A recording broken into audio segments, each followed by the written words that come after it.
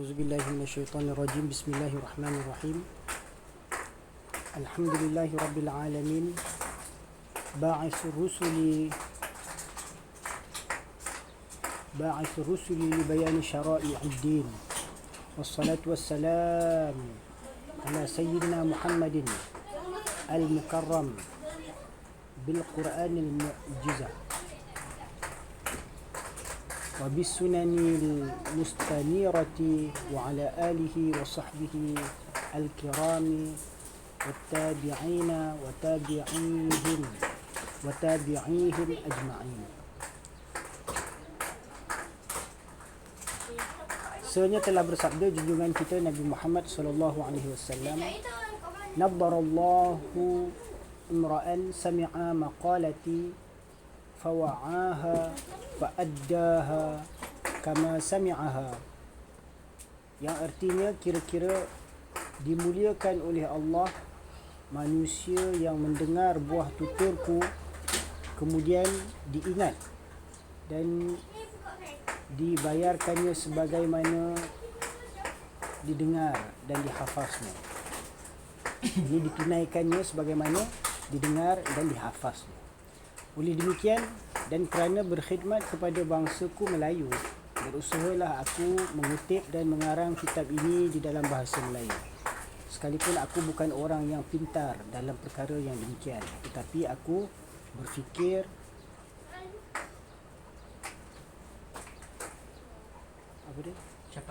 capaian aku tiada akan berlebih daripada panjang tangan, dan seruan tiada akan bertambah daripada jauh suara.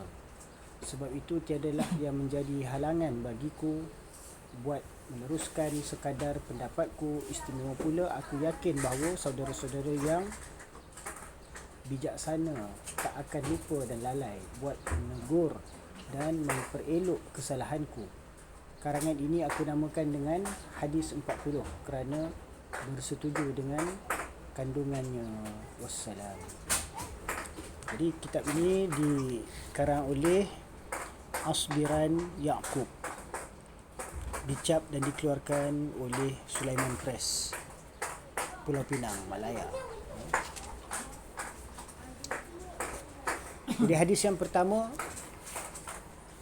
An Umar bin Al-Khattab radhiyallahu anhu sami'tu Rasulullah sallallahu alaihi wasallam yaqulu innamal a'malu binniyati wa innama likulli imri'in ma nawa faman kanat hijratuhu ila Allah wa rasulihi fahijratuhu ila Allah wa rasulihi wa man kanat hijratuhu lidunya yusibuha aw imra'atin yankihuha fahijratuhu ila ma hajara ilayhi.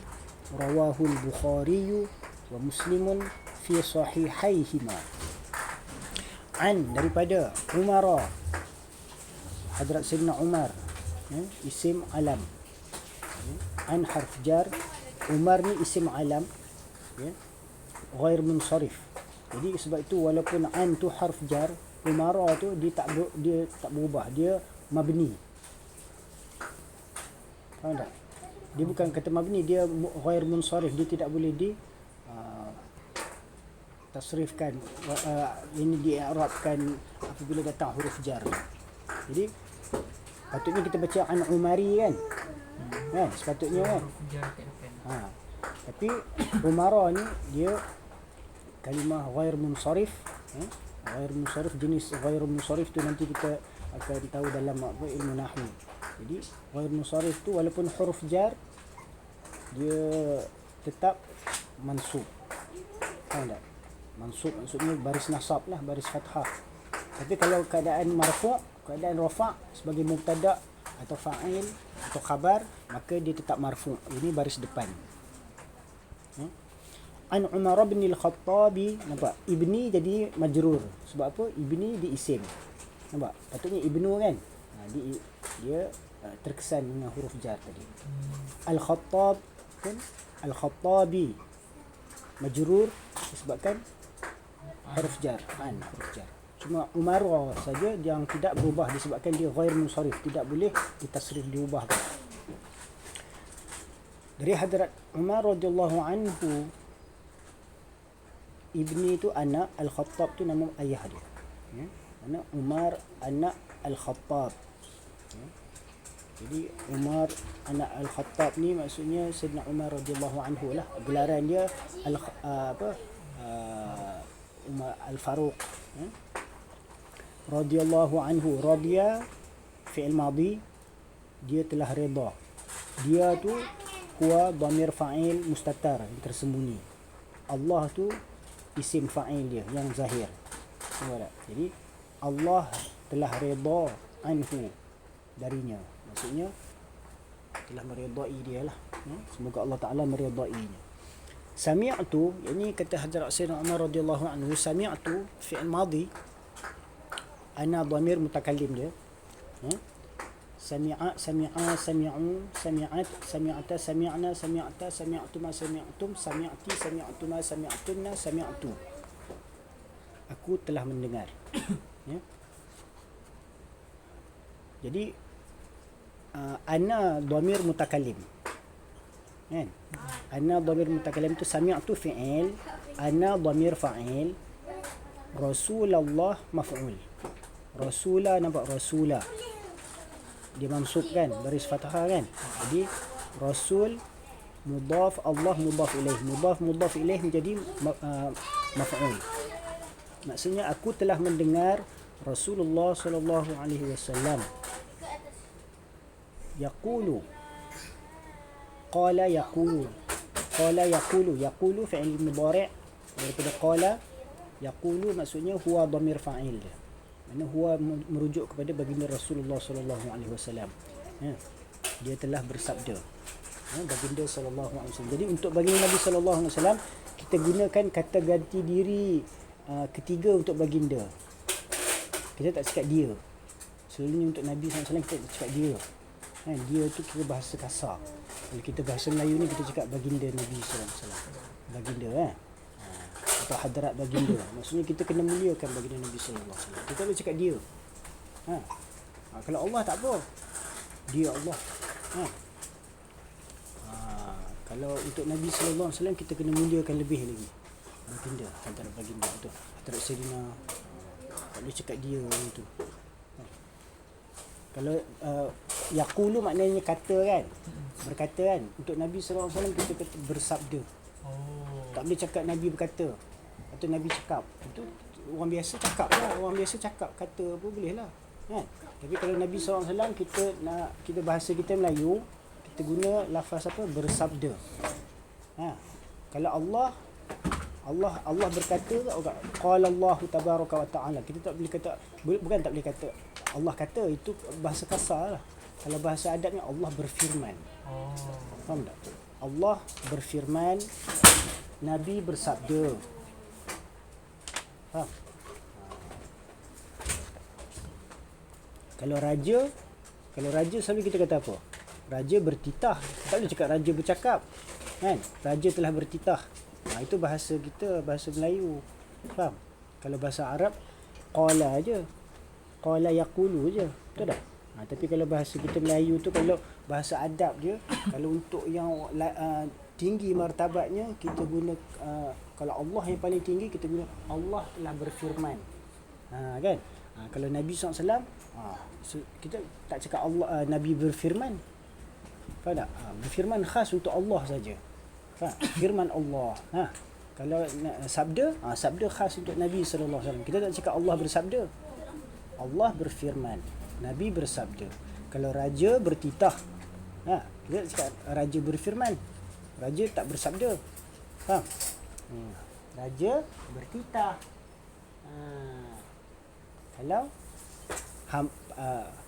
Kalau kita berkatalah, kan? Berkata ke, bertutur ke, bercakap ke, itu layak untuk kita lah. Hamba. Jadi yaqulu merujuk kepada baginda Nabi sallallahu alaihi wasallam. Huwa dhamir fa'il dia, kan? Dia maksudnya baginda telah sedang bersabda. Jadi pada ketika itu Sayyidina Umar meriwayatkan dia telah mendengar pada ketika itu Nabi sedang bersabda. Faham tak? Yaqulu diguna sirah fi'il mudhari'. Apa yang Nabi sallallahu alaihi wasallam sabdakan, innamal a'malu binniyati wa innama likulli imri'in ma nawa faman kanat hijratuhu ila Allah wa rasulihi fahijratuhu ila Allah wa rasulihi wa man kanat hijratuhu lidunya yusibuha aw imra'atin yankihuha fahijratuhu ila ma hajara ilaihi. Innama ni maknanya apa? Sesungguhnya. Kalimah takkid inna, ma, innama, inna, anna, ka'anna, innama, ni semua dia makna sesungguhnya. Innamal a'malu, sesungguhnya a'mal itu a'mal tu jamak bagi amal. A'mal jamak bagi amal. Huruf asli dia apa? Ain, mim, lam. Huruf alif tu hanya huruf zaidah, huruf tambahan. Al-a'mal isim ma'rifah, maksudnya kata nama khas. Maksudnya ma'rifah tu segala jenis. Alif lam tu maksudnya maknanya apa? Istighraq, menunjuk kepada segala jenis amal, semua jenis amal. Amal tu maksudnya apa? Yang dilakukan oleh manusia lah. Perbuatan-perbuatan yang kita selalu beramal, angkat tangan ke, bersedekah ke, apa, bersalam ke, termasuklah amal-amal tu, perkataan kita, baik niat kita, tu semua amal. Ada amal hati macam zikir, syukur, tu amalan hati. Bersabar tu amalan hati, bukan nak kena cakap aku sabar gitu je tak. Sabar tu amalan hati, tak payah tunjuk kat orang pun tak apa, tapi itu adalah amalan, betul tak? Jadi amalan ni merujuk kepada segala jenis amalan, baik perkataan ke, bercakap, berdakwah, berzikir, baca Quran, tasbih, berdoa, berdakwah, tu semua amalan menggunakan perkataan, betul tak? Mengajar ilmu, belajar ilmu, menghafaz Al-Quran, hadis-hadis dan sebagainya, tu amal juga, kan? Amal-amal menggunakan lidah. Amal-amal menggunakan hati macam tadi lah, syukur, sabar, taubat, redha, qanaah, zuhud dan sebagainya, taqwa. Amal-amal perbuatan yang melibatkan seluruh anggota tubuh badan, itulah macam kita bersolat, menunaikan haji, lagi apa, bersedekah, berjihad, itu semua yang melibatkan seluruh anggota tubuh badan. Semua amal-amal ni bergantung bin niyat. Nampak? Maknanya akan diiktibarkan berdasarkan niat kita. Tak kira lah bersedekah ke, nampaknya baik, kan? Tapi niat tu yang akan menentukan. Siapa yang akan buat penentuan atas niat tu? Nanti dekat akhirat kelak, di yaumil mahsyar, Allah akan buat perhitungan. Malaikat dicatat apa yang terzahir daripada amalan perbuatan manusia. Kalau dia nampak orang tu bersedekah, malaikat pun catat dia bersedekah pada waktu sekian-sekian, hari sekian-sekian, tempat sekian-sekian. Hantar pada Allah Subhanahu Wa Taala sebagai laporan dia dalam catatan amalan. Tapi dekat akhirat nanti Allah akan tentukan. Ataupun dekat langit lagi, apabila malaikat serahkan, Allah akan tentukan, kan? Amalan ni diterima ataupun amalan ni ditolak. Kalau diterima, disimpan. Kalau tak diterima, ditolak. Maksudnya amal tu sia-sia lah. Sedekah pun sia-sia lah. Sebab apa? Tunjuk-tunjuk kat orang, riak, nak masyhur dan sebagainya. Jadi sia-sia, kan? Tak kerana Allah Ta'ala. Jadi setiap amal tu bergantung dengan niat.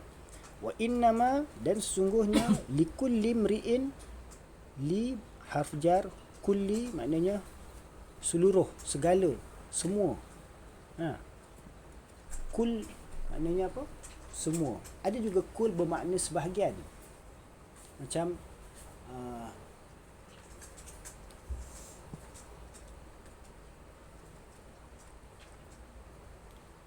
kullu bid'atin dalalah. Setiap bid'ah itu sesat. Kullu bid'atin dalalah, pada lafaz tu kullu tu bukan bermakna semua bid'ah tu sesat. kullu di sini bermakna sebahagian. Sebahagian daripada bid'ah itu adalah sesat.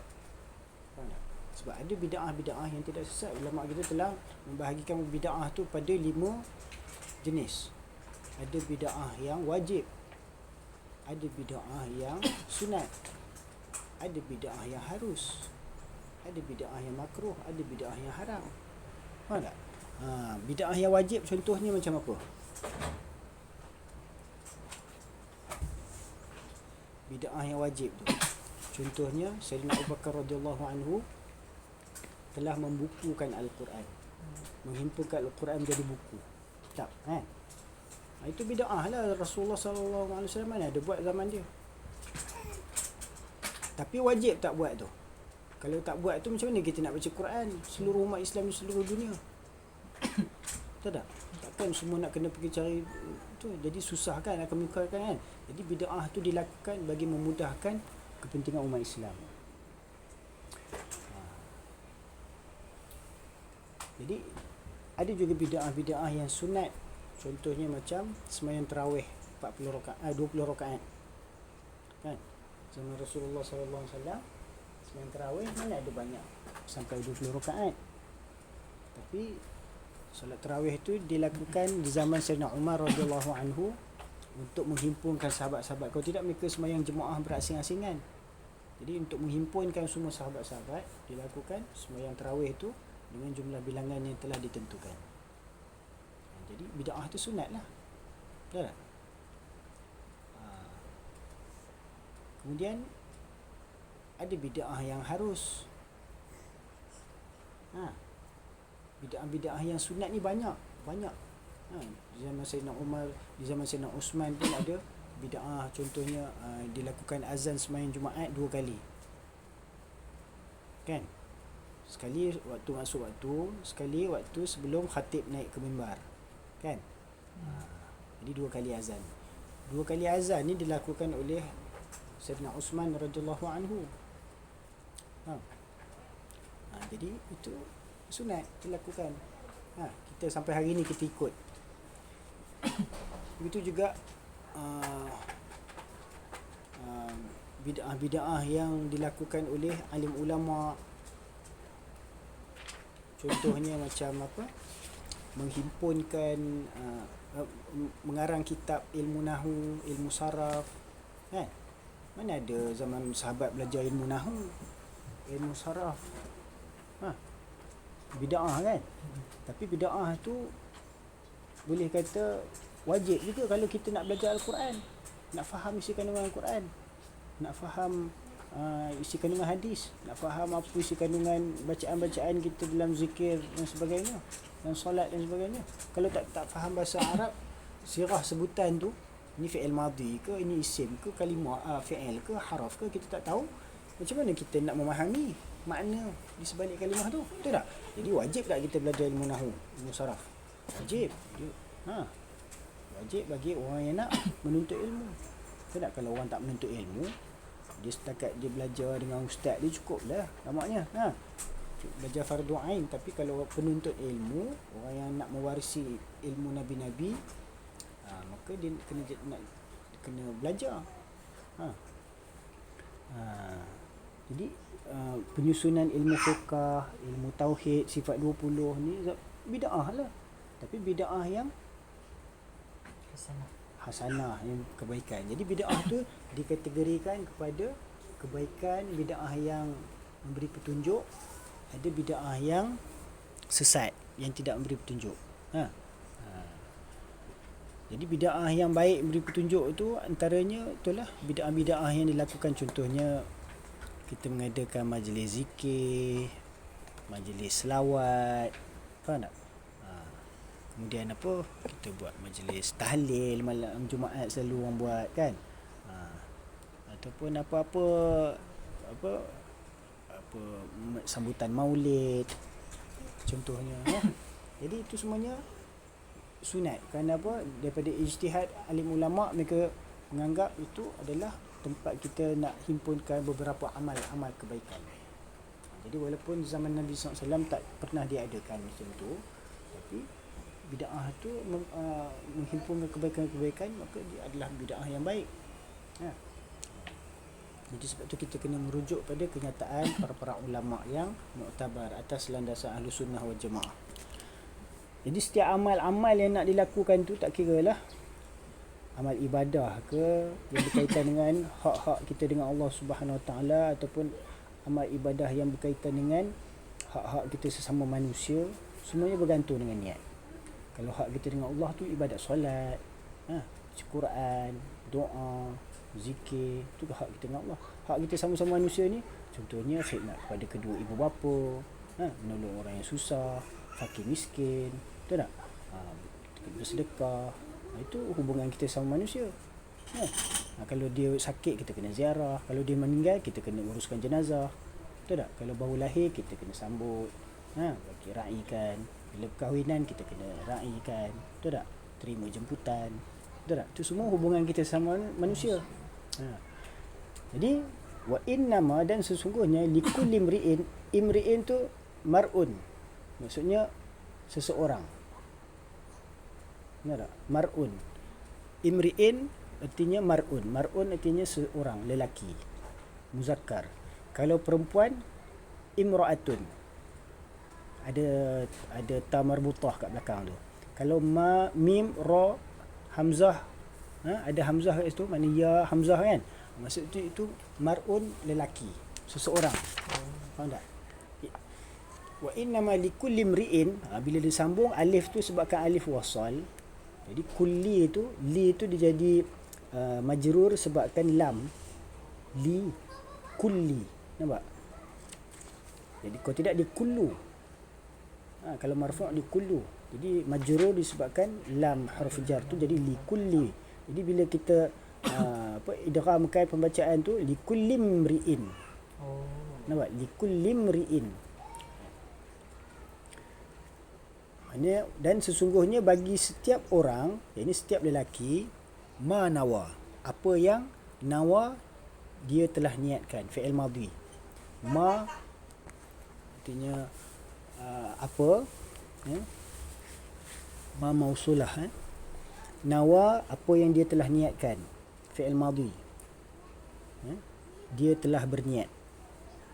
Nawa, macam nawaitu, aku telah berniat. Nawa, nawa, nawu, nawat, nawata, nawaina, nawaita, nawaituma, nawaitum, nawaiti, nawaituma, nawaitunna, nawaitu kan, nawaitu sauma qadin, nawaitu usalli lillahi ta'ala, nawaitu aku telah berniat. Jadi nawa, dia telah berniat. Maknanya bagi setiap seseorang lelaki, apa yang dia telah berniat. Faham tak? Daripada perkataan niyat tadi tu, nawa tu, fi'il madhi dia. Niyat tu isim jamak bagi niyatun. Kalau satu niat, niyatun. Kalau niyat itu jamak. Maksudnya bagi setiap amal tu pun isim jamak. Maksudnya setiap amal-amal bergantung atas setiap niat-niat dia. Faham tak? Bagi setiap seseorang lelaki itu, apa yang dia telah niatkan, manawa. Faham?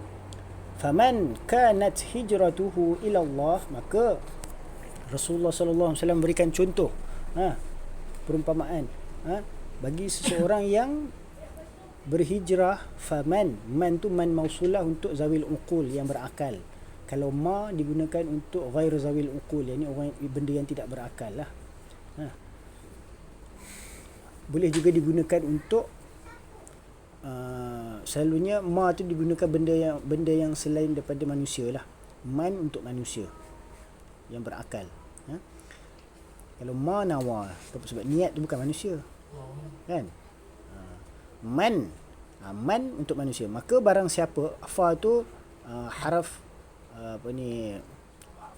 huruf ataf, maka man, barang siapa, sesiapa, kanat, yang adalah hijrahnya, hijratuhu, hijrahnya ila Allahi, yakni ila Allahi, kepada Allah. Hijrahnya yang berhijrah di satu tempat ke satu tempat menuju kepada Allah Ta'ala, kerana Allah Ta'ala. Ini hijrah ni selalunya maksudnya apa? Kita meninggalkan tabiat-tabiat kita yang lama ataupun agama kita yang lama, kita berhijrah masuk agama Islam. Kalau tabiat-tabiat, kalau kita dah masuk dalam agama Islam, kita tinggalkan tabiat-tabiat buruk kita yang lampau, yang jahil, tak ada ilmu, kita hijrah menuju kepada agama Islam yang lebih sempurna, belajar, menuntut ilmu, beribadah kepada Allah Ta'ala, jadi hamba yang taat. Itu makna hijrah juga, makna kita hijrah, berpindah kepada yang lebih baik. Jadi barang siapa yang berhijrah tu membuat perubahan dalam hidup, maksudnya. Faham tak? Macam kalau di zaman Rasulullah SAW, peristiwa hijrah apa? Mula-mula sahabat-sahabat berhijrah ke mana? Ke Habasyah. Kan? Sebab apa berhijrah ke Habasyah? Sebab tekanan daripada orang-orang kafir musyrikin di Mekah, menekan orang Islam. Jadi disebabkan tu mereka tak selesa nak beramal agama Islam. Jadi mereka terpaksa berhijrah, cari tempat yang selamat. Yang mana walaupun di Habasyah tu raja dia tu beragama Kristian, tapi dia menerima. Dia tidak kasar macam orang-orang musyrikin Mekah. Betul tak? Jadi sahabat-sahabat berhijrah ke Habasyah, kemudian berhijrah ke Madinah. Kan? Sebab apa? Setelah orang-orang di Madinah, kaum Aus dan Khazraj telah bersatu. Dulu mereka berperang kan, mereka telah masuk Islam, mereka bersatu. Jadi mereka ni jadi golongan Ansarin. Mereka ni menjemput Rasulullah sallallahu alaihi wasallam di Mekah, datang ke Madinah, membuat satu penempatan baru di sana. Jadi Rasulullah sallallahu alaihi wasallam berhijrah ke Madinah. Berhijrah ke Madinah dengan maksud apa?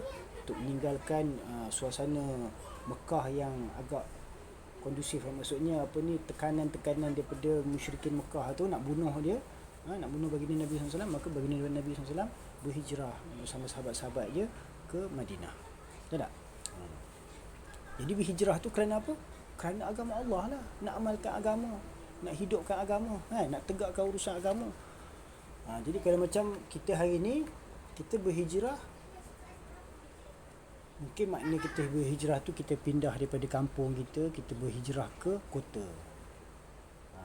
Nak cari penghidupan yang lebih baik. Sebab apa? Di kampung tu susah nak cari pendapatan, pekerjaan dan sebagainya. Contohnya.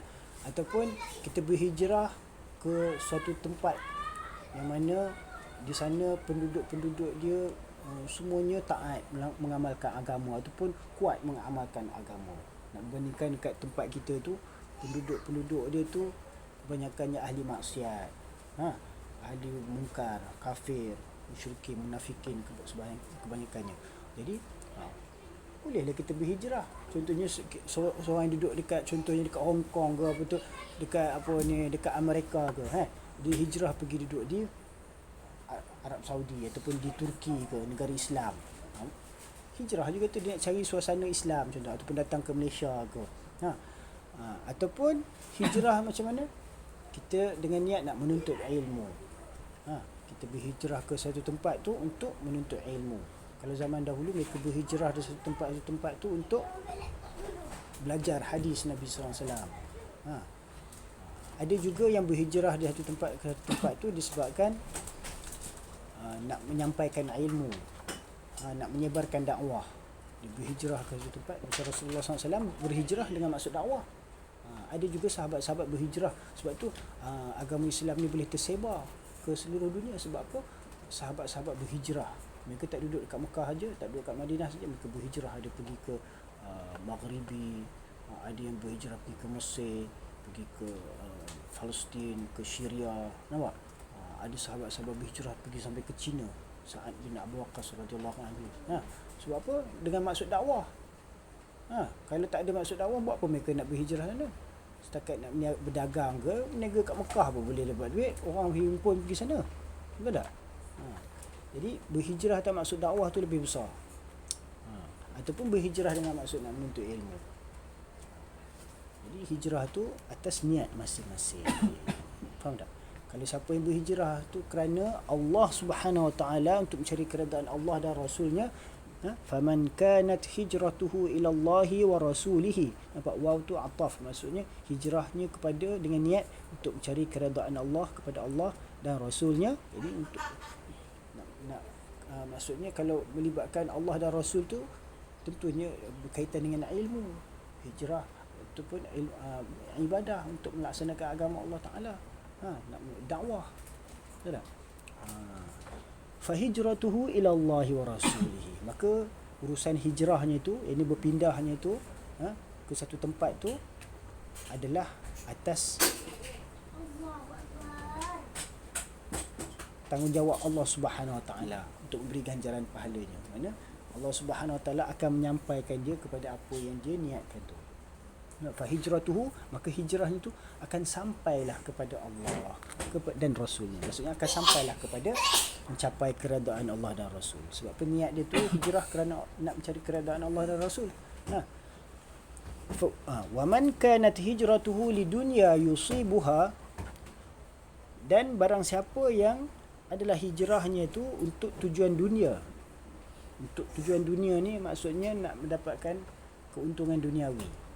Hijrah nak cari kerja, macam berhijrah dari kampung pergi ke kota, ataupun berhijrah daripada Malaysia pergi ke New Zealand, Australia nak cari kerja yang lebih ni apa ke, atau pergi ke Amerika, ke negara Eropah dan sebagainya. Berhijrah. Ataupun orang daripada Pakistan datang hijrah ke Malaysia ni untuk bekerja. Itu juga orang India, Nepal dan sebagainya. Kita tengok banyak pekerja-pekerja asing. Mereka hijrah tu kerana apa? Nak cari dunia. Bukan hijrah kerana agama. Jadi barang siapa yang hijrahnya kerana dunia, yusibuha, untuk dia mendapatkan perolehan daripada dunia tu, ataupun imra'atin. Nampak? Imra'atin ada ta marbutah, nampak? Ada mim, ra, ada hamzah. Alif tu dia huruf ilat. Dekat lelaki dia guna ya. Nampak? Imra'atin, awimra'atin, ataupun dia hijrah tu kerana seseorang perempuan, yankihuha, yang dia nak nikahinya. Yankihu fi'il mudhari', huwa dhamir fa'il, ha dhamir maf'ul. Nampak? Yankihu, nakaha, yankihu. Nakaha fi'il madhi, nakaha fi'il madhi. Cuba fi'il madhi. Nakaha, nakahu, nakahat, nakahata, nakahna, nakahta, nakahtuma, nakahtum, nakahti, nakahtuma, nakahtuna, nakahtu, nakahna. Kalau fi'il mudhari' yankihu, yankihuma, yankihu, yankihani, yankihuna. Yankihu, yankihani, yankihuna. Tankihani, yankihna. Tankihu, tankihani, tankihuna. Tankihina, tankihani, tankihna. Ankihu, nankihu. Kalau nankihu maksudnya kami telah menikah. Kami sedang menikah, kami akan menikah. Yankihu, nankihu, kami akan menikah. Jadi yankihu, dia akan nikah. Huwa dhamir fa'il dia. Dia tu. Ya tu huwa. Ya tu untuk rujuk pada huwa, kan? Yankihu. Huruf asal dia apa? Nun ka ha. Nikah tu. Ya tu dhamir dia. Nampak dhamir yang tersembunyi dia. Kan? Huwa. Yankihu, huwa dhamir fa'il. Yankihu fi'il. Huwa dhamir fa'il. Ha kat belakang, nampak? Ha tu dhamir maf'ul. Ha tu untuk imra'ah lah dia. Untuk nampak? Perempuan ni. Untuk perempuan, sebab tu dia muannas. Kalau tidak yankihuhu. Kan? Kenapa tak yankihuhu? Ha tu untuk apa? Imra'ah tadi. Nampak? Atau perempuan yang dia hendak menikahinya. Faham? Maka hijratuhu, hijrahnya, ila, kepada, akan sampailah kepada ma mausulah, hajara ilaih, apa yang dia telah berhijrah kepadanya. Nampak? Ini kalau dia berhijrah tu kerana nak cari dunia, nak cari duit, dia hijrah tu dia dapatlah kerja, dia dapatlah duit, dapatlah jadi orang ni, himpun duit. Tengok banyak orang Pakistan kaya-kaya, dia datang hijrah sini jadi kaya. Cuba tengok orang Cina, dia bukan asal daripada tanah Melayu, Dia asal daripada tanah besar Cina, hijrah ke tanah Melayu, cari duit, nak cari duit. Jadi kaya-kaya, jutawan tu semua. Begitu juga orang India datang tanah Melayu, hijrah bukan kerana Allah dan Rasul. Ada yang datang sini kerana Allah dan Rasul untuk berdakwah, menyampaikan ilmu, ada. Sebab tu ada yang jadi tok wali pun ada orang India kan. Tapi banyak yang buka kedai gedung-gedung, nampak? Semuanya keturunan India. Nampak? Macam Ananda Krishna ni sebagainya. Maxis ni semua, Astro ni semua. Sebab apa? Mereka tujuan nak cari dunia, Allah bagilah dunia. Tak kira orang kafir ke siapa, semua anak Adam. Sini bukan kata orang Islam je, semua.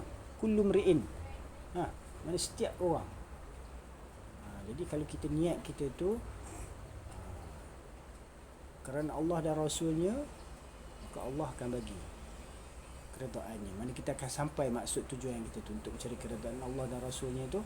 Macam contohnya kalau seorang yang jaya keluar berhijrah tu pergi keluar negara, pergi Pakistan nak cari ilmu, menuntut ilmu. Nak menuntut ilmu agama. Nak menuntut ilmu Quran, hadis kan. Alhamdulillah lah. Dapatlah ayat balik, nampak? Alhamdulillah boleh baca Quran, boleh baca kitab, boleh terjemah. Nampak? Boleh bermanfaatkan. Faedah lah, maknanya dapatlah jadi sedikit sebanyak nak ikut jejak pewaris Nabi tu. Walaupun tak layak. Sebab niat ayah dulu belajar niat nak cari Allah dan Rasul. Bukannya nak pergi beronda-ronda, nak tengok salji, nak tengok gunung, nak tengok perempuan ke itu, makan ke apa ni, tak ada. Jadi kita kena betulkan niat kita. Walaupun dalam setiap apa amal perbuatan kita. Kalau niat kita tu kerana perempuan, maka kita akan dapatlah. Kalau niat dia macam orang Indonesia ke apa, orang Pakistan ke, orang India ke datang Malaysia nak cari isteri, orang Afrika ke datang Malaysia niat nak cari isteri. Tak kira lah orang Arab sekalipun datang Malaysia niat nak cari isteri.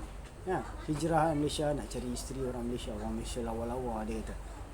Dapatlah. Ramai yang keluar kan. Dapat juga. Begitu juga kalau kita hijrah pergi negara orang putih. Ingat nak cari mak saleh lah, jadi cari isteri mak saleh apa. Pergi dapat ramai yang kahwin dengan mak saleh kat luar negara sana. Sebab niat dia pergi hijrah tu bukannya kerana Allah dan Rasul, nak cari pasangan hidup je. Dapat juga. Nampak? Fa hijratuhu ila ma hajara ilaih. Maka hijrahnya tu akan dapatlah apa yang diniatkannya. Ini hadis ni riwayat daripada rawa fi'il madhi. Dia telah meriwayatkan. Huwa dhamir fa'il. Hu dekat belakang tu dhamir maf'ul. Dia telah meriwayatkannya. Dia tu siapa? Al-Bukhari. Al-Bukhari tu isim fa'il dia. Mana Imam Al-Bukhari telah meriwayatkannya. Nya hu tu untuk apa? Untuk hadis ni. Faham tak? Wa Muslimun. Imam Muslim. Dan Imam Muslim pun dia marfu' juga sebab dia pun telah meriwayatkannya di dalam kitab hadisnya. Sahih Muslim. Fi sahihai. Nampak? Sahihai untuk tasniah. Sahihaihima. Nampak? Ini Imam Bukhari pun ada kitab Sahih Bukhari, Imam Muslim pun ada kitab Sahih Muslim. Jadi kedua-dua kitab sahih tu sahihain. Sahihain. Kalau sahihun satu, sahihani dua. Sahihani untuk marfu'. Kalau mansub ataupun majrur, ni fi ada huruf jar, maka dia majrur. Jadi sahihain. Sahihain. Jadi bila sahihain, nun tu dihazafkan bila dia nak izafat dengan dhamir. Mana sahihaihima, nun tu dibuang. Patutnya sahihaini. Fi sahihaini. Kan? Nun tu dibuang. Ni semua kaedah ni dalam ilmu nahwu. Kena belajar ilmu nahwu. Ilmu saraf. Fi sahihaihima. Hima tu maksudnya untuk huma lah. Hima tu dia jadi majrur. Ha tu jadi hi sebab apa? Huruf jar tadi. Asalnya huma. Jadi fi sahihaihima. Itu bahasa Arab dia nak apa? Tashilkan, memudahkan. Jadi artinya cuba baca. Artinya diriwayatkan daripada Umar ibn Al-Khattab radhiyallahu anhu katanya telah mendengar aku akan Rasulullah sallallahu alaihi wasallam bersabda, ya, hanya segala amalan itu dengan berniat. answernya bagi tiap-tiap manusia itu apa yang diniatkan. Apa yang diniatkan. diniatkannya. Maka siapa-siapa yang berpindah kepada Allah dan Rasulnya adalah berpindahnya kepada Allah dan Rasulnya. Dan siapa yang berpindah kepada dunia, perolehlah yang akan dunia itu, atau kepada seorang perempuan, berkahwinlah ia sama perempuan itu. Maka berpindahnya adalah kepada apa-apa yang berpindah. Maka perpindahannya adalah kepada apa-apa yang berpindah ia kepadanya. Ini atas tujuan apa dia berpindah tu, dia akan dapat terhasil lah maksud dia tu. Capailah cita-citanya. Sebab Allah Ta'ala tu dia tidak zalim. Tak kira kamu nak apa pun. Nak buat hijrah kerana maksiat pun Allah bagi. Mana selain daripada Allah dan Rasul tu semua untuk tujuan apa? Dunia. Tak? Untuk perempuan pun dunia tu pun banyak maksiat, penuh dengan maksiat, zulmat, mana semuanya melalaikan kita daripada Allah Subhanahu Wa Taala. Jadi artinya diriwayatkan daripada Umar Ibn Al-Khattab radhiyallahu anhu, katanya telah mendengar aku akan Rasulullah sallallahu alaihi wasallam bersabda, ia hanya segala amalan itu dengan berniat. Ini segala amal perbuatan itu diiktibarkan dengan niat. Mana? Berdasarkan perhitungannya dengan niat. Dan bagi tiap-tiap manusia itu apa-apa yang diniatkannya. Yang ini apa-apa yang diniatkannya bagi setiap amal perbuatannya itu, itulah akan diganjarkan pahala. Kalau dia semayang kerana orang, maka allazina hum yura'un, untuk mereka tu apa? Fawailul lil musallin. Wailun untuk mereka. Sebab apa? Niat mereka tu walaupun mereka semayang, tapi niat mereka tu untuk tunjuk pada orang, maka Allah Ta'ala akan bagi ganjaran seumpama itulah. Tapi kalau untuk orang-orang beriman, allazina hum fi salatihim khashi'un, mereka tu solat tu dengan khusyuk. Mereka pada aflahal mu'minun, mereka ada orang-orang beriman yang berjaya. Sebab apa dia sembahyang tu dengan khusyuk? Bukan kata nak tunjuk orang, dia nak menghasilkan satu hal keadaan dia taqarrub dengan Tuhan, kedekatan dengan Tuhan, rasa keabdian dengan kekuasaan Allah Subhanahu Wa Taala tadi. Jadi apa yang diniatkan? Maka siapa-siapa yang dan bagi tiap-tiap manusia itu apa-apa yang diniatkannya. Maka siapa-siapa yang berpindah, ini berhijrah kepada Allah dan Rasulnya, ini dia buat sesuatu amal tu, niat dia nak cari keredaan Allah dan Rasulnya, iaitu dia bersedekah nak cari keredaan Allah, dan dia ikut mana dia nak cari, mana dia ikut mana cara baginda Rasulullah SAW, ajaran Rasulullah SAW suruh bersedekah, maka itu dia nak cari keredaan Allah dan Rasul lah. Maka amal dia tu dengan niat dia. Kalau dia buat bersedekah tadi tu bukan kerana Allah dan Rasul, contohnya dia bersedekah tu untuk cari pengaruh, supaya ni pilihan raya dah dekat ni, dia bersedekah supaya nanti orang boleh undi dia, orang kenal dia, orang tahu dia, budi baik dia. Nampak? Ini dia akan dapat lah, dia buat tu dia akan dapat lah, mungkin dia akan dapat tarik lah pengaruh sedikit sebanyak, tapi dia tak akan dapat ganjaran pahala di sisi Allah Subhanahu Wa Taala, sebab dia tujuan dia tu, niat dia tu bukan untuk kerana Allah dan Rasulnya. Kalau dia nak kerana Allah dan Rasulnya, kadang-kadang selalunya orang yang bersedekah kerana Allah dan Rasulnya, dia akan bersedekah secara sembunyi-sembunyi. Dia tak akan tunjuk ke orang, sampai ke media-media sosial semua nak tunjuk, sampai nak buat wayang, sampai nak buat macam video pula, tamasya pula. Senyap-senyap je sedekah. Macam Sayyidina Abu Bakar Siddiq, orang tak tahu pun dia sedekah. Lepas dah meninggal dunia baru orang tahu dia sedekah. Betul tak? Macam tu juga Rasulullah SAW. Ada kalanya Rasulullah bersedekah tunjuk-tunjuk. Tunjuk-tunjuk tu untuk apa? Untuk bagi petunjuk, supaya orang tahu hal keadaan ni patut bersedekah. Untuk orang susah ni kita kena sedekah, untuk orang miskin kita kena sedekah. Jadi ada juga yang Rasulullah sedekah sembunyi-sembunyi, orang tak tahu. Macam kan ada perempuan Yahudi yang buta, yang Rasulullah tolong dia, suap makanan untuk dia setiap hari. Sambil tu orang perempuan tu Yahudi tu duk mencerca Nabi Muhammad SAW. Dia tak tahu yang setengah suap dia tu pun Nabi Muhammad SAW. Jadi Nabi SAW ada melakukan berbagai-bagai jenis amal untuk mencari keredaan Allah. Ada yang dia buat tu sembunyi-sembunyi, dia tak tunjuk kat orang. Sebab apa? Kalau dia tunjuk nanti kan kata macam nak tunjuk pula. Tapi Rasulullah buat tu ikhlas. Orang pun tak sanggup nak buat macam tu. Faham tak? Tapi ada yang Rasulullah tahu orang mampu buat, Rasulullah tunjuk, bagi sedekah, buah kurma ke apa ke, harta rampasan perang ke apa ke, ghanimah perang, bagi bahagi. Jadi dansanya sesiapa-siapa yang berpindah kepada dunia kalau dia buat amal tu kerana dunia, nak tunjuk-tunjuk ke orang, walaupun dia berjuang di jalan Allah fisabilillah sekalipun, dia berjihad, tapi nak tunjukkan kepahlawanan dia, kejagoan dia, kehebatan dia, maka kalau dia mati, zahirnya nampak syahid. Di dunia uruskan sebagai syahid, tapi dekat akhirat Allah Ta'ala tak terima dia sebagai syahid.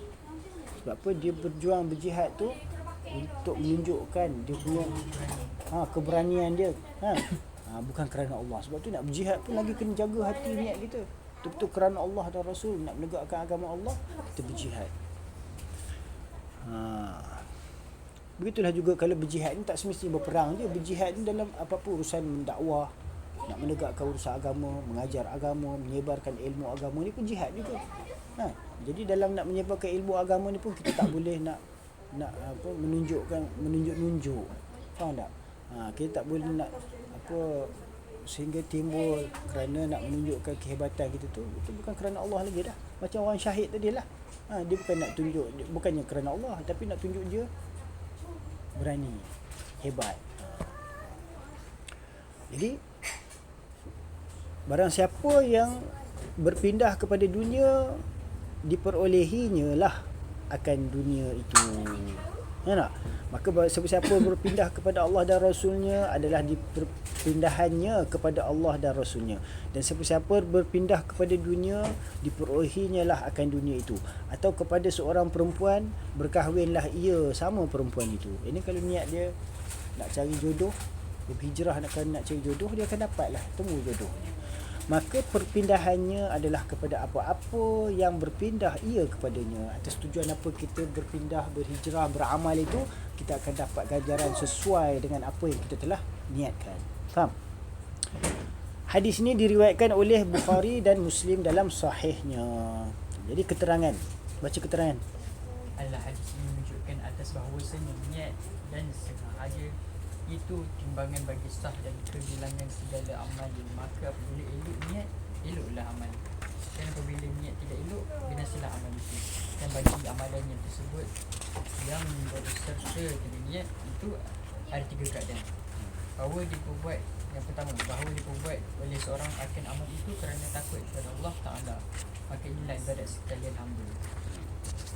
Yang kedua, bahawa diperbuat olehnya akan amal itu kerana harap beroleh syurga dan pahala, maka inilah ibadat sekalian saudagar. Ketiga, bahawa dikerjakan olehnya akan amalan itu kerana malu daripada Allah Ta'ala dan kerana membayarkan hak kehambaan dan kesyukuran kepadanya. Dan serta demikian dilihatnya pula akan dirinya taksir dan lalai serta takut hatinya kerana belum ia dapat tahu adakah amalannya itu diterima atau tiada. Maka inilah ibadat sekalian orang merdeka. Jadi hadis ini menunjukkan atas bahawasanya niat dan sengaja itu, yang sengaja itu ikhtiar kita mana ikhtiari, amalan tu ikhtiari, kita sengaja. Bukannya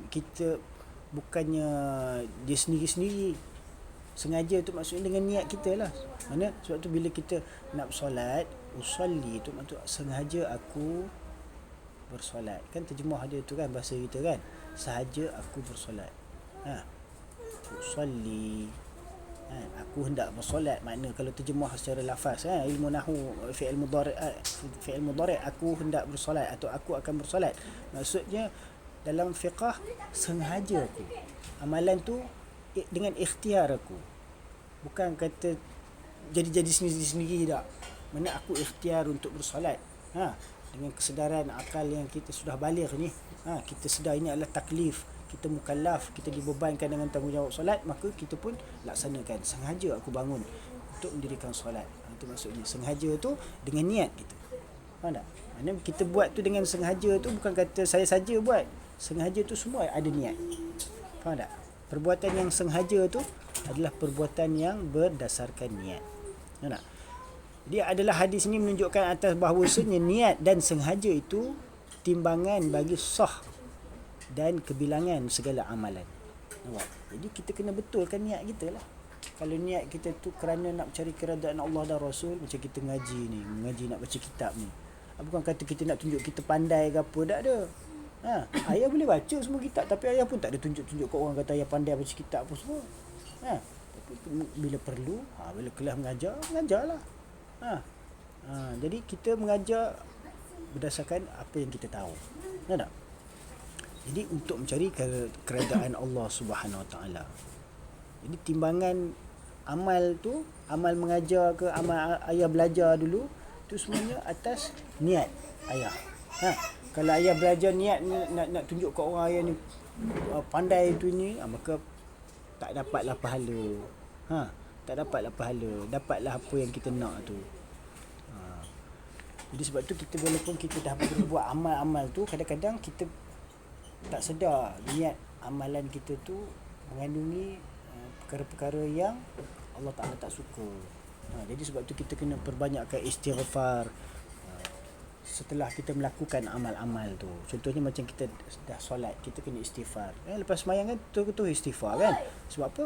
Kita tak tahu amalan kita dalam sembahyang, walaupun awal dah kita dah niat dah sahaja aku solat kerana Allah Ta'ala, tak ada bukan kerana lain lagi. Tapi tengah-tengah sembahyang tu kita tak tahu. Begitu juga semua amal-amal yang lain. Tak kira lah amal kita belajar ke, mengajar ke, dan sebagainya.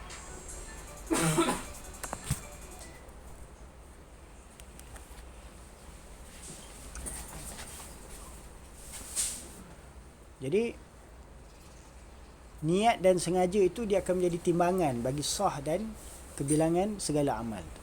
Ini amal tu akan bergantung mutunya tu atas apa yang kita niat. Kalau kita niat tu kerana dunia, maka amal kita tu atau kerana selain Allah ataupun kerana Allah dah ada campur-campur, maka peratusan kerana Allah tu dah jadi kurang dah.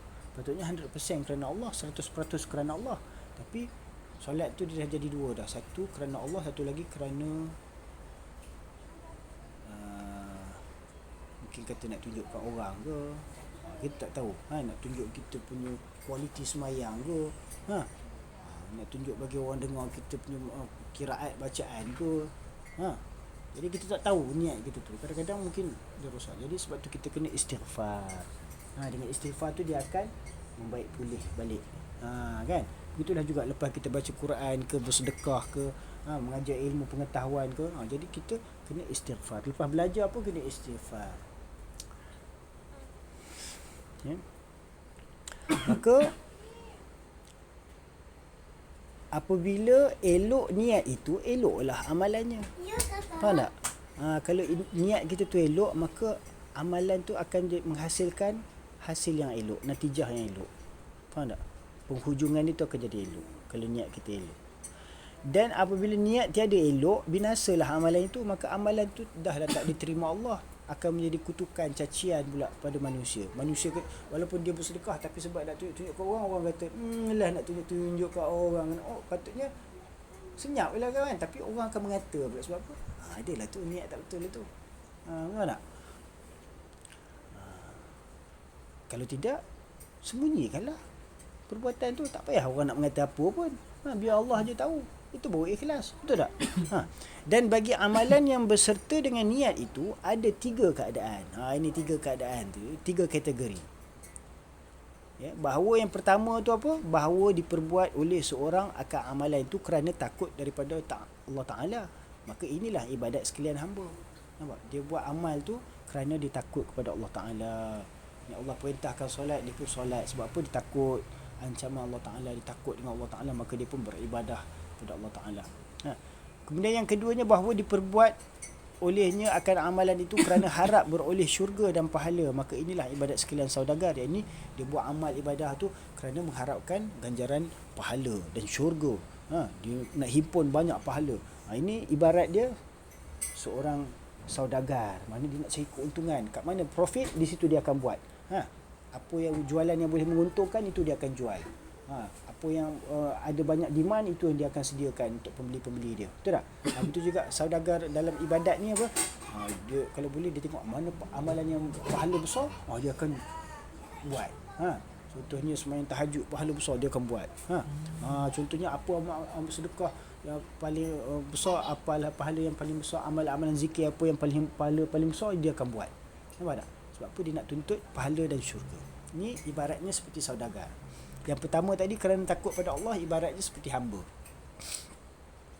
Yang ketiganya, bahawa dikerjakan olehnya akan amalan itu kerana malu daripada Allah Ta'ala dan kerana membayarkan, yakni menunaikan hak kehambaan dan kesyukuran kepadanya. Ini dibuat ibadah tu sebagai kerana apa? Bukan kerana takut, bukan kerana nak pahala, bukan kerana nak syurga, tapi dia buat amal ibadat tu sebab apa? Sebab perasaan malu dia dengan Allah Ta'ala, kerana tak mampu nak bayar segala nikmat-nikmat yang Allah dah bagi ni. Dia laksanakan ibadat tu sebagai nak menyatakan kesyukuran dia kepada Allah Ta'ala. Wa qalilun min ibadiyasy syakur, kata Allah Ta'ala, firman Allah Ta'ala, sesungguhnya sedikit daripada kalangan hamba-Ku yang bersyukur. Sebab tu kita kena banyak bersyukur pada Allah Ta'ala. Makanan jangan buang-buang, jangan membazir. Apa nikmat yang Allah bagi tu kita kena nikmati dengan kesyukuran. Sebab nak bandingkan banyak orang hidup dalam kesusahan, macam-macam kesulitan. Kita Allah bagi banyak kemudahan ni, alhamdulillah, ada api, ada air, ada tempat tinggal, ada pakaian. Ada yang tak ada pakaian, tak ada tempat tinggal, ada tempat tinggal pun diancam dengan banjir dan sebagainya. Macam mana? Jadi kita kena banyak bersyukur kepada Allah Subhanahu Wa Taala. Jadi dia menunaikan amalan-amalan ketaatan itu sebagai menyatakan kesyukuran dia kepada Allah Ta'ala. Nampak? Tunaikan hak kehambaan dia kepada Allah Ta'ala, menyatakan kesyukurannya kepada Allah Ta'ala. Nabi SAW, seorang yang telah diampunkan segala dosa yang terdahulu dan akan datang, Nabi solat sehingga bengkak-bengkak kaki. Sahabat bertanya, kenapa nak sembahyang sampai teruk-teruk macam ni? Dosamu yang telah lalu dan akan datang telah diampunkan. Nabi sallallahu alaihi wasallam jawab apa? Afala akuna abdan syakura. Apa tidakkah aku boleh menjadi hamba yang bersyukur? Dia mana Nabi sallallahu alaihi wasallam mempertingkatkan amalan ibadah tu untuk menunaikan amalan ibadah itu untuk menyatakan kesyukurannya kepada Allah Taala, dengan seluruh amal perbuatan, bukan dengan lafaz kata-kata saja ataupun dengan hati, tapi dengan seluruh amal perbuatan. Sebab apa? Perbuatan solat tu adalah sebaik-baik bentuk amal perbuatan. Maka Rasulullah SAW menyatakan kesyukurannya dengan memperbanyakkan solat. Sebab solat itu adalah bentuk amal perbuatan yang terbaik. Jadi kerana membayarkan hak, bahawa dikerjakan olehnya akan amalan itu kerana malu daripada Allah Ta'ala dan kerana membayarkan hak kehambaan dan kesyukuran kepadanya. Dan serta demikian dilihatnya pula akan dirinya taksir, yang ini melihat dirinya itu sebuah kekurangan, banyak dosa, lemah, tak berdaya, dan lalai, banyak lupa, banyak sibuk dengan dunia, serta takut hatinya. Dia hatinya tu takut sebab apa? Kurang amal-amal dia tu, kerana belum ia dapat tahu adakah amalannya itu diterima atau tiada. Jadi dia buat amal tu dengan rasa kehambaan, takut-takut Allah terima ke tak terima ni. Itulah, maka inilah ibadat sekalian orang yang merdeka. Kepada pangkat yang ketiga ini diisyaratkan oleh Rasulullah sallallahu alaihi wasallam dengan sabdanya kepada Aisyah radhiyallahu anha, pada satu malam berdirilah Rasulullah memperbuat sembahyang hingga bergerak-gerak dua kakinya kerana sangat lama berdiri tu, ini bengkak-bengkak. Maka bertanyalah Aisyah kepadanya, hai Rasulullah sallallahu alaihi wasallam, kenapakah engkau berhati diri engkau dengan buat sembahyang ini, padahal Allah Ta'ala telah ampuni akan dosa engkau yang telah lalu dan akan datang. Sahut Rasulullah sallallahu alaihi wasallam, aku berkehendak supaya aku seorang hamba yang syukur pada Allah Ta'ala. Nampak? Supaya dapat menyatakan kesyukurannya kepada Allah Ta'ala. Nabi SAW beratkan dirinya dengan melaksanakan amalan ibadah. Maka segala darjah ibadah yang tersebut ialah ibadah orang-orang yang ikhlas. Ini sama ada kita buat tu kerana takut kepada Allah, ataupun kita buat tu kerana mengharapkan ganjaran pahala dan syurga, ataupun kita buat tu kerana nak menyatakan kesyukuran, semuanya adalah ikhlas. Tetapi berbeza dia punya kualiti ikhlas tu. Nampak? Ikhlas hamba tak samalah dengan ikhlas saudagar. Ikhlas saudagar tak sama pula dengan ikhlas orang merdeka. Dia ada kualiti. Tapi ketiga-tiga tu ikhlas. Mengharapkan pahala pun ikhlas juga. Barang siapa yang berpuasa pada bulan Ramadan kerana ihtisaban, ini mengharapkan pahala. Nampak? Ghufira lahu ma taqaddama min dhanbihi wa ma ta'akhkhar. Maka diampunkan dosa yang telah lalu dan akan datang. Jadi mengharapkan pahala itu pun termasuk dalam ikhlas juga. Tapi dapatlah pahalanya. Sebab niat nak pahala, dapat pahala lah. Allah bagilah pahala. Niat nak syurga, Allah bagilah syurga. Tapi macam hamba-hamba Allah yang merdeka tu, macam orang-orang yang ahli taqarrub dengan Allah, mereka bukan kerana pahala, bukan kerana syurga, mereka nak Allah, nak keredaan Allah. Maka akan dapatlah Allah. Ketahuilah barang siapa tercengang dengan amal ibadatnya atau berbesar-besar diri oleh sebab banyak atau eloknya, nescaya hapuslah pahala dan balasan. Ini dia merasa takjub, ujub, ajaib dengan amal dia. Macam mana aku boleh buat amal banyak macam ni? Macam mana aku boleh buat amal macam ni? Aku hebat ni. Dia nampak dia hebat dah. Orang lain semua dah tak hebat dah. Maka itulah. Maka terhapus segala pahala tu. Pahala tu jadi zero. Sebab tu kita kena jaga. Jangan rasa tercengang dengan amal ibadat kita. Adapun siapa-siapa yang memperbuat akan amalan itu kerana akhirat dan dunia dengan berserta, ini kerana dunia pun ada, kerana akhirat pun ada, maka atas fatwa setengah ahli ilmu adalah amalan itu ditolak oleh Allah Ta'ala dan tidak diterima. Nampak? Sebab apa? Niat dia tu ada bersekutu dengan selain daripada Allah Ta'ala. Dia buat sembahyang tu, dia dah niat dah kerana Allah Ta'ala. Tapi dalam sembahyang tu ada juga niat tu kerana nak minta hajat lah, minta supaya Allah sihatkan tubuh anggota tubuh badan dia, sebagainya lah. Minta kerana kalau boleh Allah Ta'ala selesaikan urusan rezeki lah dan sebagainya. Macam-macam niat pula. Bukan kerana nak tunaikan kehambaan, kesyukuran je, tapi ada hajat pula lagi. Kan? Bukan tak boleh. Boleh. Tapi kuranglah pahala. Sebab apa? Pahala tu lebih ke hajat lagi. Nak tunai hajat lagi. Kerana Allah Ta'ala tu dah jadi kurang dah. Faham tak? Percentage. Peratusan kerana Allah tu, semata-mata kerana Allah tu dah jadi kurang. Patutnya semata-mata kerana Allah tu 100%. 100%.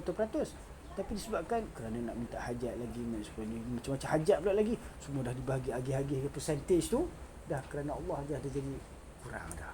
Nampak? Jadi sebab tu menurut fatwa setengah ahli ilmu, bukan jumhur semua, setengah ahli ilmu, sebahagian ahli ilmu, adalah amalan itu ditolak oleh Allah Ta'ala dan tidak diterima.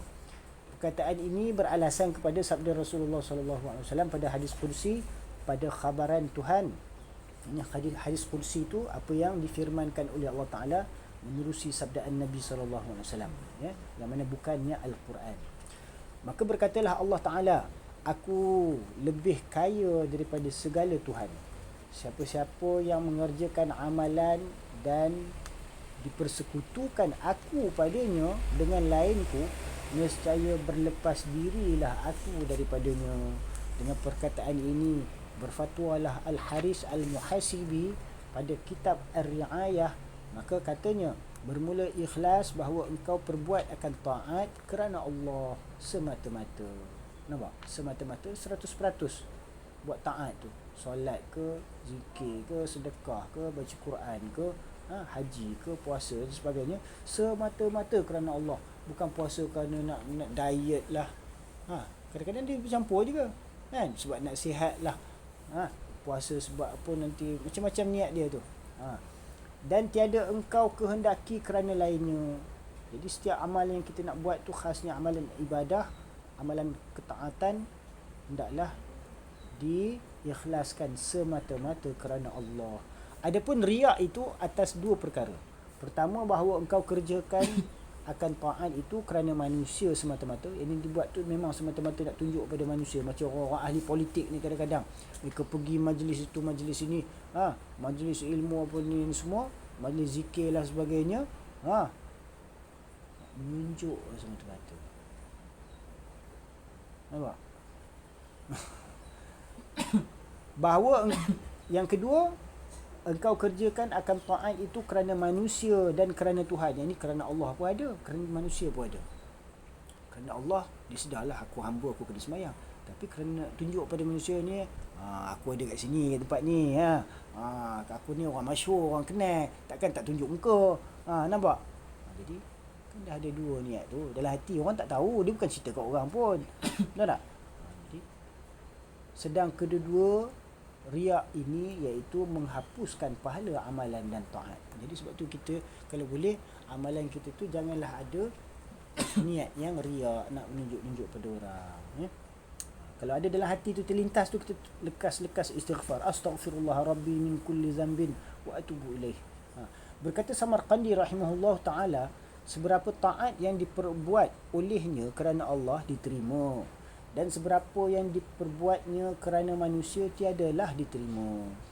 Umpamanya seorang yang memperbuat akan sembahyang kerana menunaikan kewajipannya, tetapi dielokkan rukuk dan berdirinya kerana malu pada manusia. Yang ini dia nak tunjuk pada orang dia punya bentuk amal rukuk, sujud dan sebagainya, dengan bentuk yang terbaik, maka asal sembahyang itu diterima. Sembahyang tu Allah Ta'ala terima daripadanya. Sedang rukun-rukun yang diperbuatnya kerana manusia itu tiadalah diterima. Ini pahala-pahala dalam sembahyang tu menjadi kurang lah.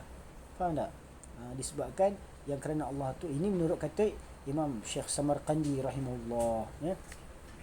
Sebagaimana diperolehkan akan riak itu pada mengerjakan amalan, diperoleh pula lah ia pada meninggalkannya. Berkata Al-Fudail Ibn Iyas, sesiapa tiada beramal kerana manusia, iaitu riak. Jadi kalau seorang tu dia tak nak buat amal satu tu sebab dia takut orang kata dia riak, itulah riak. Faham tak?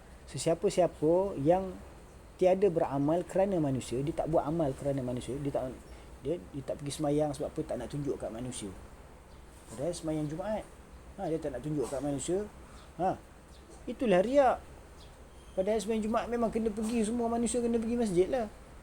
Dan melainkan kalau dia ada keuzuran ataupun ada urusan tertentu. Dan siapa-siapa beramal kerana manusia, iaitu syirik. Kalau dia seorang tu dia buat amal memang kerana manusia, maka itu jelas-jelas syirik khafi.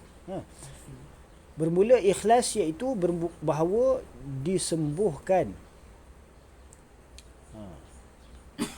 oleh Allah akan engkau daripada keduanya. Ini semoga kita Allah Ta'ala kurniakan dengan keikhlasan niat, ya, dalam kita melaksanakan amal-amal taat, khasnya amalan ibadat, ya, supaya amalan kita tu walaupun sedikit, sederhana, diterima oleh Allah Subhanahu Wa Ta'ala. Tapi kalau kita ada amalan banyak tapi kita ada riak dan kita nak menunjuk-nunjuk pada orang, ya, kita ada niat yang selain daripada Allah, maka amalan kita tu akan menjadi sia-sia, ditolak. Sebagaimana riak memperlihat-lihatkan amalan itu menghapuskan akan pahalanya, maka menghapuskan pula akan pahalanya sum'ah. Sum'ah ni apa? Memperdengarkan amalan itu. Jadi dia memperdengar-dengarkan amalan dia kepada orang. Ini bahawa diperbuat oleh seorang akan amalan ketika seorang diri, kemudian diberitahukan olehnya akan amalan kepada orang lain. Yang ni dia buat amal tu seorang diri, lepas tu dia bagi tahu kat orang. Padahal dia dah bersedekah dah, lepas tu dia bagi tahu kat orang. Tadi aku sedekah tau dekat orang tu. Dia bagi tahu pula kat orang. Dia bukan tunjuk, tapi dia bagi tahu, dia memperdengarkan pula kat orang. Macam apa? Dia dah buat kebaikan-kebaikan, dia dah solat ke apa, dia dah baca Quran. Tadi aku baca Quran banyak, aku baca 1 juzuk. Kenapa kau nak cerita pula? Syukurlah pada Allah Ta'ala. Dia cerita, tadi aku dah baca Quran, aku dah hafal ni semua. Itulah sifat semua budak-budak sekolah kan selalu buat macam tu. Jadi memperdengarkan amalan itu, yakni bahawa diperbuat oleh seorang akan amalan ketika seorang diri, kemudian diberitahukan olehnya akan amalan kepada orang lain, tetapi bukan kerana diikut olehnya. Berkata Nabi SAW, siapa-siapa yang memperdengarkan amalannya, maka Allah Ta'ala mendengarnya, dan siapa-siapa memperlihatkan amalannya, maka Allah melihatnya pula. Katanya Nabi SAW, innamal a'malu bin niyat, adalah amalan yang dikehendaki dalam perkataan ini, iaitu segala amalan taat. Yang ini yang dimaksudkan daripada a'mal di sini, bukan segala amal. Main bola semua pun amal juga, tapi bukan amal yang dimaksudkan di sini. Amal yang dimaksudkan dalam sini segala amalan-amalan ketaatan yang berkaitan dengan pahala. Nampak? Yang kehambaan kita kepada Allah. Amalan ibadah. Ini segala amalan taat. Ini amalan ibadah. Dan bukan amalan yang harus-harus. Macam main bola ni semua tak termasuk lah. Nak main bola tu kalau nak niat kerana Allah Ta'ala pun tak apa juga. Tapi apa yang main bola kerana Allah Ta'ala nya? Main bola tu kan kita punya riadah untuk kesihatan kita, untuk keluarkan peluh, untuk bagi sihat tubuh badan, untuk kemahiran kita, seronok-seronok. Mana ada berkait dengan Allah Ta'ala pula. Jadi itu amalan tu bukan amalan ibadah. Faham tak? Itu amalan-amalan yang harus. Berkata Al-Haris Al-Muhasibi, adalah ikhlas itu tiada masuk pada amalan yang harus. Nampak? Ikhlas tu hanya berkait dengan amalan ibadah, amalan ta'ah. Kerana ia tiada bernama ibadah. Nampak? Amalan yang harus, macam main bola, tengok TV, main muzik dan sebagainya, ini amalan-amalan yang harus. Dia bukan amalan ibadah. Kerana ia tiada bernama ibadah dan tiada pula membawa kepadanya. Ini amalan-amalan tu bukannya membawa kepada ibadah. Faham tak? Misalnya memperbuat rumah batu yang besar-besar tetapi tiada mengandung suatu cadangan atau maksud. Ini dia buat rumah besar-besar. Bukannya tak maksud nak buat madrasah, buat tempat orang pengajian ke, tak ada. Dia buat rumah besar-besar. Itu harus. Itu tak adalah pahala. Tapi kalau dia buat tu ada niat untuk buat ibadah, buat rumah besar-besar supaya boleh hadir, orang ramai boleh hadir majlis ilmu kat rumah dia, ataupun contohnya dia nak buat apa majlis zikir ke apa sebagainya, ataupun dia nak bagi kemudahan untuk orang-orang yang lalu lalang boleh singgah rumah dia ke apa semua. Itu tak apalah, dapatlah pahala. Memperbuat rumah batu besar-besar tetapi tiada mengandung suatu cadangan atau maksud. Adapun apabila diperbuatnya suatu bangunan supaya dijadikan masjid contohnya, pejabat dan lain-lainnya, ada faedah kan sebagainya, maka iaitu ibadat. Kalau buat masjid, buat madrasah, buat tempat tinggal anak yatim sebagainya, pejabat tempat urusan melaksanakan urusan takbir, ataupun untuk kerja mencari rezeki, maka itu dapatlah pahala. Dia buat bangunan untuk perniagaan dia, dapatlah pahala ibadat. Dan disuruh memperbuatnya pula. Dan tiadalah masuk ikhlas itu pada perbuatan yang haram dan makruh. Ini perbuatan yang haram, contohnya minum arak, ataupun berjudi. Itu dia, aku main judi ikhlas kerana Allah Ta'ala, atau aku minum arak ikhlas kerana Allah Ta'ala, tak ganggu siapa-siapa. Tak boleh lah itu benda haram. Perbuatan yang haram. Atau makruh, macam contoh hisap rokok makruh. Aku hisap rokok kerana Allah Ta'ala, boleh ke? Tak boleh lah itu. Jadi itu tak dikira ikhlas. Kalau dikata pun dia tak kira pahala. Faham tak? Sebab apa? Yang berkaitan ikhlas ni, dia hanya berkaitan dengan amal-amal taat. Seperti orang yang menilik kepada sesuatu yang terlarang meniliknya. Nampak? Macam orang tengok benda yang dilarang melihat. Wanita yang muhrim contohnya, ataupun apatah lagi yang buka aurat. Jadi itu kan perbuatan haram. Jadi tak boleh dia kata aku tengok kerana Allah Ta'ala. Tak boleh lah. Aku tengok ni ikhlas kerana Allah Ta'ala. Tak boleh. Nampak? Ikhlas tu dia tak ada berlaku kat situ. Perbuatan tu haram. Kemudian didakwakannya bahawa ia menilik kepadanya kerana berfikir pada perbuatan Allah Ta'ala. Tak boleh lah ni tu. Katanya Nabi SAW, innamal a'mal. Ini adalah perkataan ini muhtamal, iaitu mengandung, memikul pengertian makna kepada beberapa perkara. Hanya senya sah amalan, diterima akan amalan dan sempurna amalan. Ini innamal a'mal tu bermaksud apa? Sesungguhnya sahnya amalan, ataupun sesungguhnya diterimanya amal, ataupun sesungguhnya sempurnanya amalan itu adalah berdasarkannya. Mana?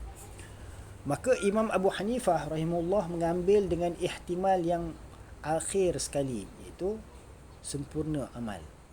Sesungguhnya sempurna amalan itu dengan niat. Itu menurut pandangan Imam Abu Hanifah. Imam Abu Hanifah mengambil dengan ihtimal yang akhir sekali, yakni hanya senya sempurna amalan itu beserta dengan niat. Dan dikecualikanlah daripada amalan perbuatan itu apa-apa perkara daripada meninggalkan amal, seperti menghilangkan najis dan sebagainya. Jadi niat tu hanya untuk menyempurnakan menurut Imam Abu Hanifah. Faham tak? Kalau tak niat pun tak apa. Sebab apa, niat tu hanya untuk menyempurnakan saja, untuk bagi dia lebih kualiti. Itu menurut Imam Abu Hanifah. Sebab tu dalam mazhab Imam Abu Hanifah, ambil wuduk tu niat tu dia tak wajib. Faham tak? Maka perbuatan yang seperti itu, seperti ini tiadalah berkehendak sahnya kepada niat dan sengaja. Contohnya macam apa? Menghilangkan najis dan sebagainya. Tetapi hendaklah diperbuatnya amalan itu kerana Allah supaya beroleh pahala. Jadi niat tu hanya untuk memberikan pertambahan pahala. Faham tak? Untuk menyempurnakannya. Faham tak? Beroleh pahala kelak pada hari akhirat. Ketahuilah adalah niat itu pada lughat, jadi pada sudut bahasa, sahaja. Niat tu maksudnya apa? Sahaja. Dan pada syarak iaitu menyengaja suatu perbuatan serta dilangsungkan memperbuatnya sekali. Jadi niat tu beserta, beriringan dengan perbuatan. Sebab tu bila kita takbiratul ihram tu, dalam Allahu Akbar tu disertakan qasad, ta'rad dan ta'yin. Kan?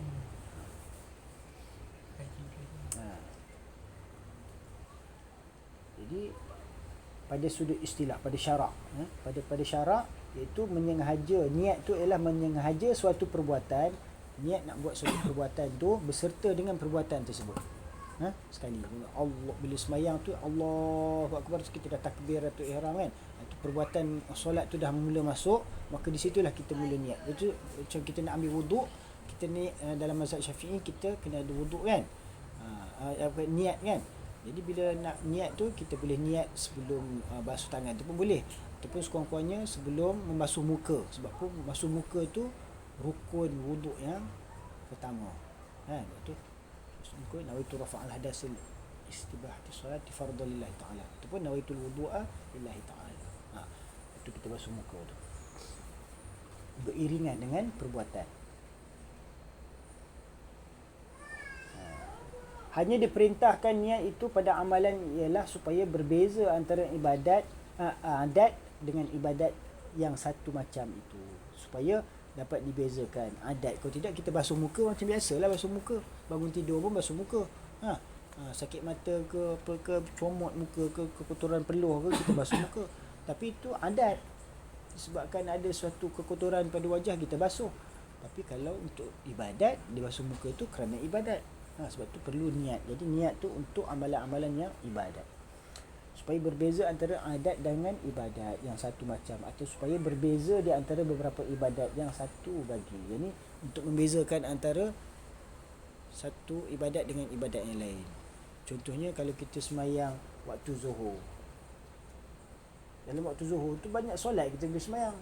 Kalau kita dekat masjid, kita boleh semayang, masuk solat tahiyatul masjid dulu, betul tak? 2 rakaat. Niat kita niat tahiyatul masjid, bukannya zuhur lagi.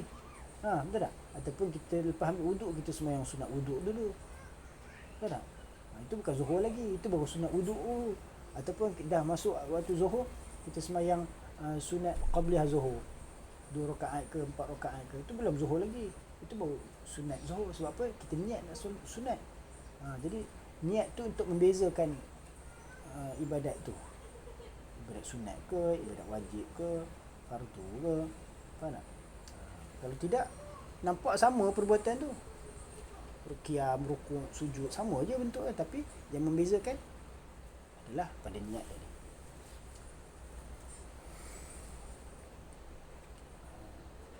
Adapun misal yang pertama itu ialah seperti duduk dalam masjid. Maka duduk itu ada kalanya kerana beristirahat sahaja, yakni pada adat. Ini kalau kita singgah masjid, duduk lepak ayat masjid, tak dapat pahala lah. Dan ada kalanya kerana beriktikaf, yakni pada agama. Kalau kita pergi masjid tu niat nak iktikaf di masjid, duduk seketika kan, dapat pahala. Maka hal yang beroleh yang boleh memperbezakan di antara kedua duduk ini ialah niat dan sengaja hati tadi. Sebab tu dia ada niat nawaitul i'tikaf fi hadzal masjidi lillahi ta'ala. Kan? Aku niat i'tikaf di dalam masjid ni kerana Allah Ta'ala. Dapat pahala. Sebab walaupun duduk je, lepak sekejap, walaupun tak solat ke apa, sebaik-baiknya buat ibadat lah. Jangan duduk relax je ke hotel. Betul tak? Maka hal yang boleh memperbezakan di antara kedua duduk ini ialah niat dan sengaja hati. Kepada keterangan ini diisyaratkan oleh Rasulullah SAW dengan sabdanya ketika ia ditanya orang dari hal seorang lelaki yang pergi perang kerana riak atau memegahkan keberaniannya, manakah di antaranya yang mengikut perbuatan Allah Ta'ala? Maka sahut Rasulullah SAW, siapa pergi perang kerana menjunjung perintah Allah yang maha tinggi, yakni berperang tu berjihad kerana menunaikan perintah Allah Ta'ala dan Rasulnya, maka mereka lah yang berperang sabilillah. Adapun umpama masalah yang kedua, yakni berniat, niat memperbezakan di antara dua ibadat yang serupa ialah seperti orang yang memperbuat 4 rakaat sembahyang pada waktu zuhur. Nampak? Kalau tidak orang ingat sembahyang tu sembahyang waktu fardu ke, sembahyang sunat ke? Sebab sembahyang sunat pun ada 4 rakaat juga. Maka yang memperbezakannya daripada zuhur dan lainnya iaitu niat dan sengaja hati juga. Nampak? Katanya sallallahu alaihi wasallam, wa innama likulli imri'in ma nawa. Adalah perkataan ini menunjukkan, jadi wa innama likulli imri'in, dan sesungguhnya bagi setiap seseorang itu ma nawa, apa yang dia telah niatkan, ya. Perkataan ini menunjukkan atas tiada harus menuntut ganti pada ibadat dan berwakil pada niatnya, dikecualikan pada membahagi harta zakat dan memotong korban. Ini bagi setiap orang tu, dia tak boleh nak wakilkan niat dia tu, melainkan pada hal-hal keadaan tertentu tadi. Maka diharuskanlah padanya berwakil pada niat memotong korban dan membahagi zakat kepada mustahaknya, serta kuasa memperbuatnya sendiri. Dan tiada harus berwakil pada mengerjakan haji kepada lain orang serta kuasanya. Ya, ada ibadat yang kita boleh wakilkan orang niatkan untuk saya, tapi itu hanya sedikit, ya. Ini bagi ibadat-ibadat yang fardu ain ni, kita tak boleh nak wakil pada orang, kita sendiri kena niat dan sendiri kena buat. Tak boleh kita wakilkan pada orang, tolong buat untuk saya. Jadi orang tu bila dia nak buat, dia niatkanlah untuk orang. Jadi itu tiada harus, ya, melainkan pada hal-hal keadaan tertentu. Katanya sallallahu alaihi wasallam, faman kanat hijratuhu ila Allah fa hijratuhu ila ma hajara ilaih. Jadi faman kana hijratuhu, faman kanat hijratuhu ila Allah wa rasulih fa hijratuhu ila Allah fa hijratuhu ila Allah wa rasulih. Wa man kanat hijratuhu ila dunya yusibuha aw imra'atin yankihuha fa hijratuhu ila ma hajara ilaih. Maka hijrah yang tersebut pada perkataan ini iaitu atas beberapa perkara. Yang pertama, hijrah sahabat-sahabat Rasulullah SAW daripada Mekah kepada Habsyah ketika sangat keras ancaman dan kejahatan orang-orang kafir terhadap kepada umat Islam. Maka pergilah mereka melarikan diri dari sana, ini daripada Mekah menuju kepada Najasyi, Raja Habsyah, iaitu 5 tahun sebelum Rasulullah SAW diangkat menjadi pesuruh. Ya. Maka demikianlah keterangannya mengikut perkataan Imam Al-Baihaqi. Yang kedua, hijrah umat Islam daripada Mekah kepada Madinah, iaitu 13 tahun kemudian daripada Nabi Muhammad SAW diangkat menjadi Rasul. Berkata Ibnul Arabi, adalah mengembara di muka bumi ini menurut pendapatan ahli ilmu atas 2 perkara. Ini mengembara atas muka bumi ini hijrah lah, kan? Mengembara atas muka bumi ini berhijrah dari satu tempat ke satu tempat. Jadi menurut pendapat ahli ilmu atas 2 perkara. Pertama, kerana melarikan diri daripada bahaya fitnah. Kedua, kerana menuntut kemajuan dan pengetahuan. Nampak? Satu, kerana apa? nak melarikan diri daripada kesusahan yang ada di tempatnya tu, yang ni fitnah di tempatnya tu, dia pergi hijrah ke tempat yang lebih elok, ataupun hijrah kerana nak mencari kemajuan, nak mencari pendapatan yang lebih, nak memajukan diri dengan ilmu ataupun dengan suasana yang lebih selesa.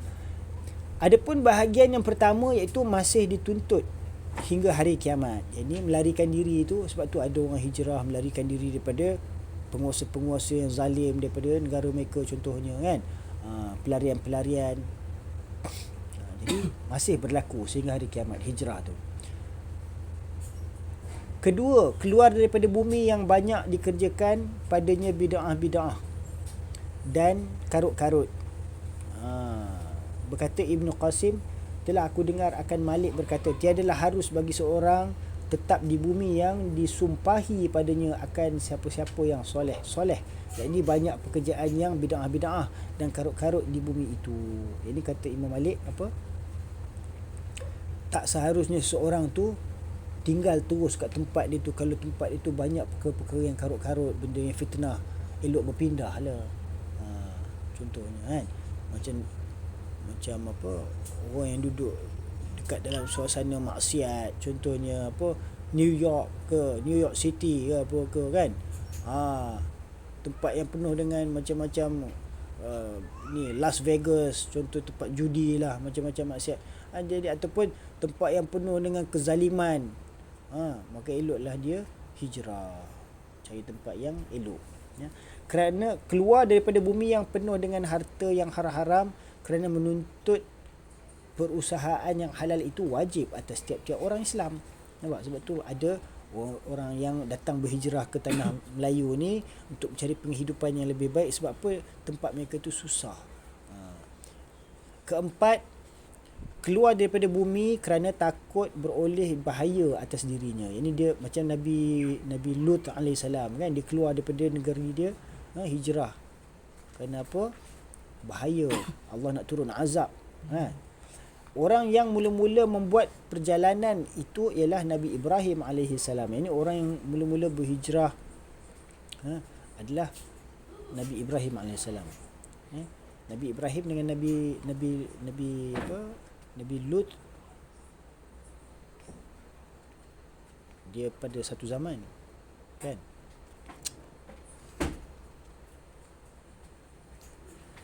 Jadi mula-mula membuat perjalanan itu ialah Nabi Ibrahim AS ketika ia takut beroleh bahaya daripada kaumnya. Maka lalu katanya, telah berpindah aku kepada Tuhanku. Ini Nabi Ibrahim AS ketika dia berhijrah tu, dia melarikan diri daripada kaum dia tu, dia dengan niat apa? Aku berhijrah menuju kepada Tuhanku. Kelima, keluar daripada negeri yang kotor kepada negeri yang bersih. Itu pun diharuskan. Macam satu negeri macam contohnya orang-orang di sebelah ialah ada orang di sebelah-belah negara-negara contohnya macam India atau Afrika atau China, yang biasa dengan kekotoran. Sebab apa? Negara mereka tu bukan negara Islam.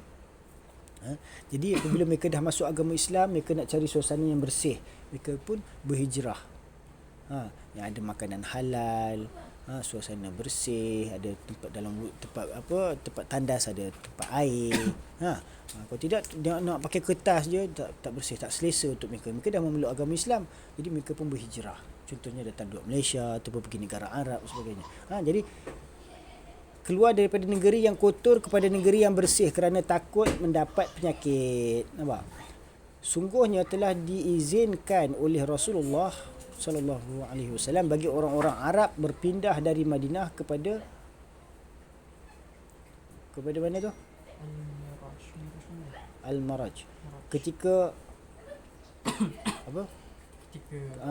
Ketika hawa udara Madinah ia tidak bersetuju dengan kesihatan badannya. Ini satu ketika pernah suasana cuaca hawa angin dia tu mungkin mengandungi penyakit, maka Rasulullah sallallahu alaihi wasallam izinkan sahabat-sahabat tu pindah ke tempat lain. Keluar keenam, keluar kerana melarikan harta daripada orang-orang yang zalim dan aniaya, maka kehormatan harta orang-orang Islam itu samalah dengan kehormatan dirinya. Jadi harus untuk kita keluar berhijrah nak menyelamatkan harta benda kita, takut ada penguasa ataupun orang yang zalim yang nak mencuri ataupun nak merampas harta kita.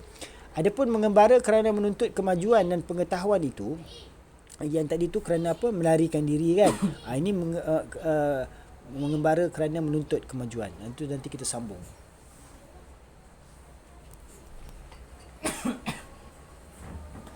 InsyaAllah. Sallallahu ala sayyidina Muhammad wa ala alihi wa sahbihi ajma'in. Subhanallah wa bihamdihi, subhanakallahumma wa bihamdika, nashhadu an la ilaha illa anta, nastaghfiruka wa natubu ilaik. Subhana rabbika rabbil izzati amma yasifun wa salamun ala al mursalin walhamdulillahi rabbil alamin.